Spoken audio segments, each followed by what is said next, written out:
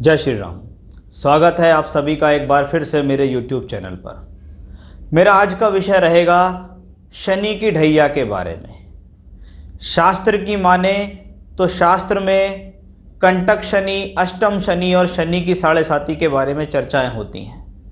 कंटक शनि राशि से चौथे घर में शनि का विचरण, अष्टम शनि राशि से अष्टम में शनि, और साढ़े साती यानी राशि से द्वादश, प्रथम और दूसरे घर में अगर शनि का विचरण हो। आज मैं बात करूंगा वृश्चिक राशि वालों के लिए कंटक शनि यानी राशि से चौथे घर में आया हुआ शनि, जिसको हम शनि की ढैया के नाम से भी जानते हैं, वह कैसा फल देती है। अप्रैल 2022 में शनि देव कुंभ राशि के अंदर प्रवेश करेंगे और लगभग 2.5 वर्ष तक इसी राशि में विचरण करेंगे। वर्तमान में इस ग्रह की स्थिति मकर राशि में स्वराशि में विचरण कर रही है और बाद में ये ग्रह स्वराशि, कुंभ राशि और मूल त्रिकोण राशि में प्रवेश करेंगे। अगर आपके पास अपनी जन्मपत्री है और उसमें चंद्रमा वृश्चिक राशि में बैठा हुआ है तो आप उस राशि के आधार पर देखें, नहीं तो अपने बोलते नाम के आधार पर देखें, क्योंकि यह एक गोचरीय घटना है।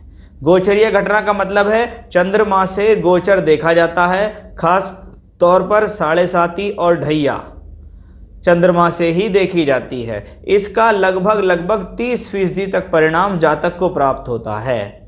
अगर आपको शनि की महादशा या अंतरदशा चल रही है, कुंडली में शनि के फल अच्छे नहीं है, या साढ़े साती क्योंकि चंद्रमा से भी देखी जाती है तो चंद्रमा कुंडली में अच्छा नहीं है, तो बाकी 70% परिणाम आपको वहां से प्राप्त होंगे। मैं आपके यहाँ लेकर आया हूँ सिर्फ वह फल जो गोचर से आपको मिलने वाला है।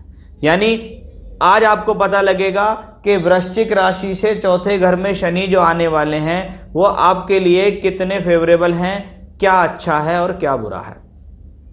कोई भी ग्रह शास्त्रीय और व्यवहारिक दोनों ज्योतिष के हिसाब से अलग अलग तरीके से परिणाम दे रहा है।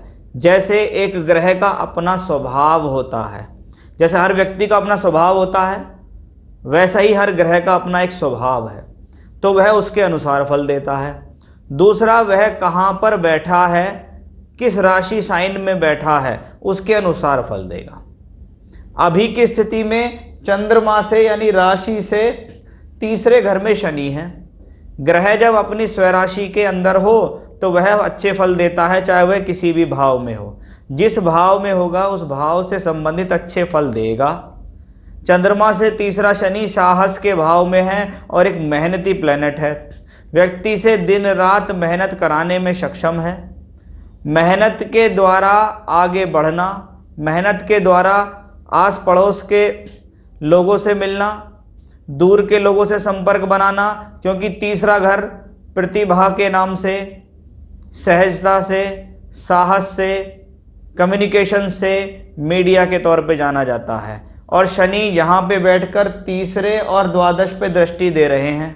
द्वादश पे शनि की दृष्टि दशम दृष्टि है, यानी व्यक्ति कभी कभी जहाँ पर जन्म लेता है वहीं पर बैठकर वह दूर के स्थानों से संपर्क बनाकर अपना कर्म करता है। इसको कहते हैं शनि की दशम दृष्टि यानी कर्म की दृष्टि। वो कर्म कहाँ से हो रहा है? द्वादश से हो रहा है। द्वादश का मतलब है टूर, ट्रैवलिंग, यात्रा के घर बैठे बैठे आपने हिंदुस्तान के अंदर या बाहर के लोगों से संपर्क बनाकर जीवन यापन के साधन ढूंढ लिए।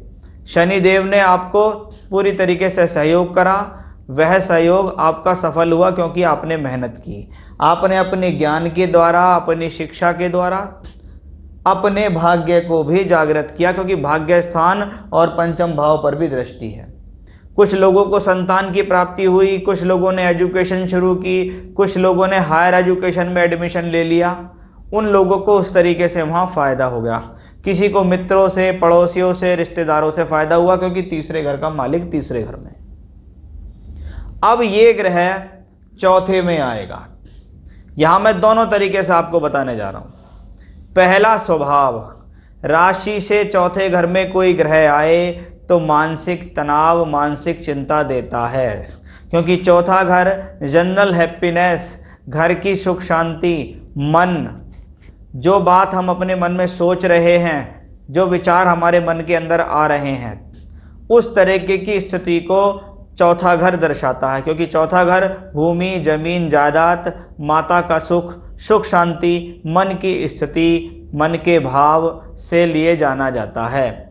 वहाँ पर जब कोई अशुभ ग्रह का ट्रांजिट हो तो ये चंद्रमा से देखा जाता है। चंद्रमा कौन है? मानसिकता का कारक। मानसिकता के कारक से चौथे घर में, यानी मन से सुख, ये मन है तो ये उससे चौथा सुख है। वहाँ पे कोई अशुभ ग्रह आएगा तो मानसिक चिंताएं होंगी।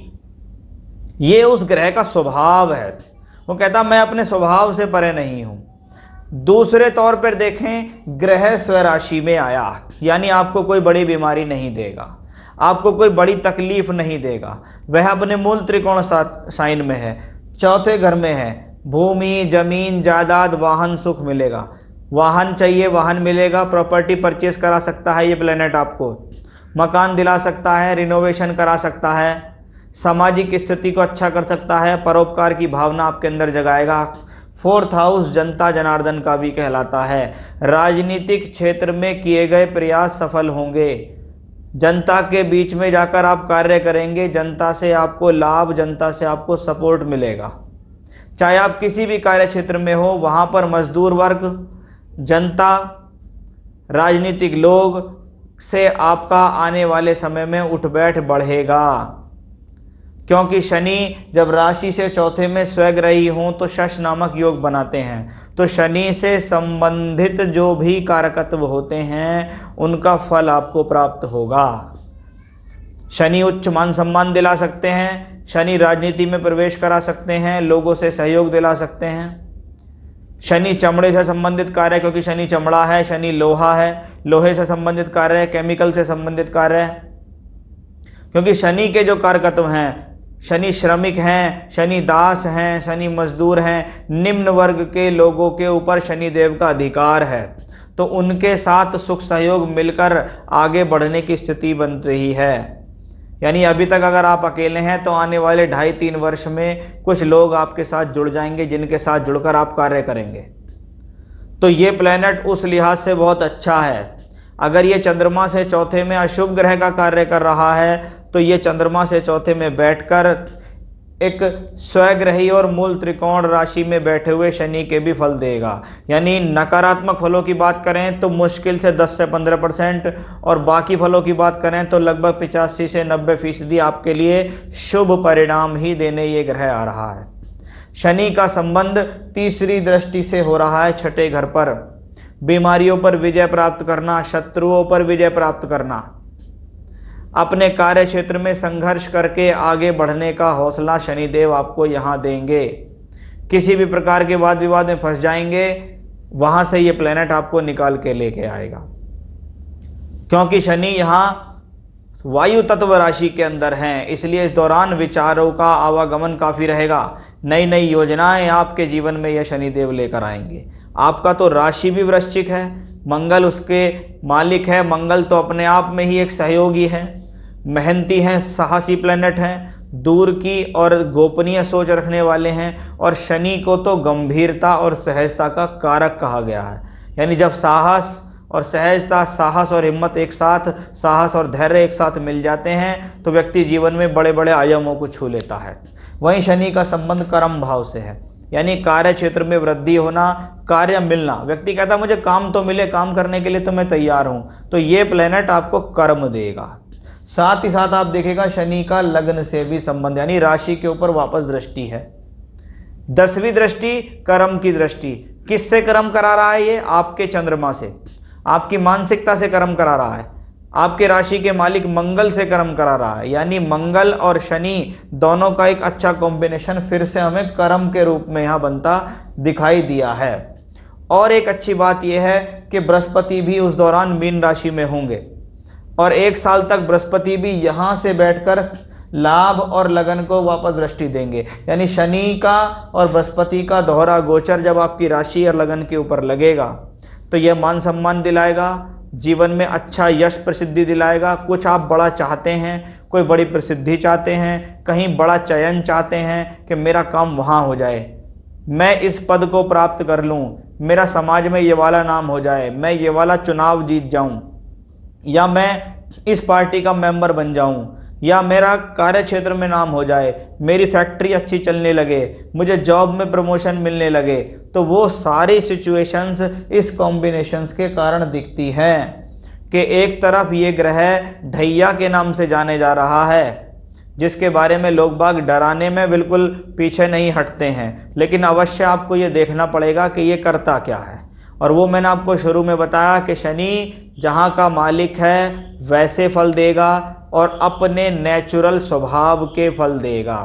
इसलिए शनि के नाम से लोग बाग डर जाते हैं, क्योंकि शनि देव का मतलब है मेहनत कराना, पूरे दिन लगाए रखना, ना दिन देखी ना रात देखी, सुबह से शाम तक मेहनत करता रहा, ऐसा प्लेनेट होते हैं शनिदेव।